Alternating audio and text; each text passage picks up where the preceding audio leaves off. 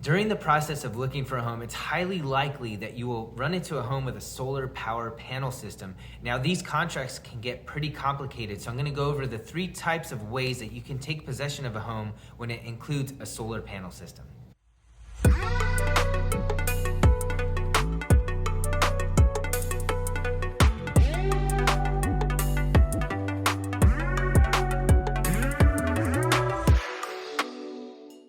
Hey, this is John Alagna. I'm a local real estate agent here in Southern California, and I wanted to talk a little bit about solar panel systems. It's quite often that you'll find them on a home here in California, and so I wanted to talk about how there's different ways that you can take possession of a home when it has a solar panel system installed. Now, of course, the first way is that it's owned by the seller and it just transfers with the house. Now, that's not so complicated. However, you do have contracts that you need to take over. And in this case, they have 2 types of contracts that are available. There's one that's called a lease agreement, and there's another called a power purchase agreement.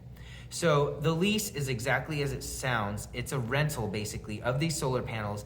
These contracts last anywhere from 20 to 25 years.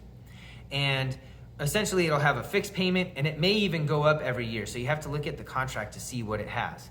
Now, for a power purchase agreement, it's structured a little bit differently in a sense that they're charging you per kilowatt hour a certain amount, and that does tend to go up over time. You can actually prepay your power for the whole 20 or 25-year term if you prefer, and it just depends if it fits your situation.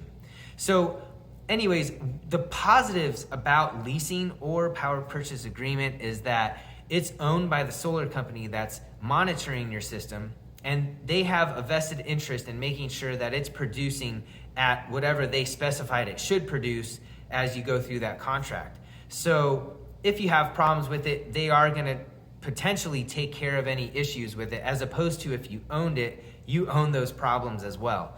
So you kind of have to decide what the trade-off is, what fits for your family.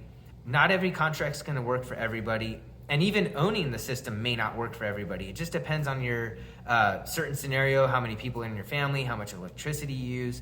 So it's really important to do your due diligence on looking over those contracts, making sure you get those answers to the questions that you might have about the contract. And of course, there's also options where you can actually purchase the solar system before the contract's over. And of course, that depends on the particulars of that contract.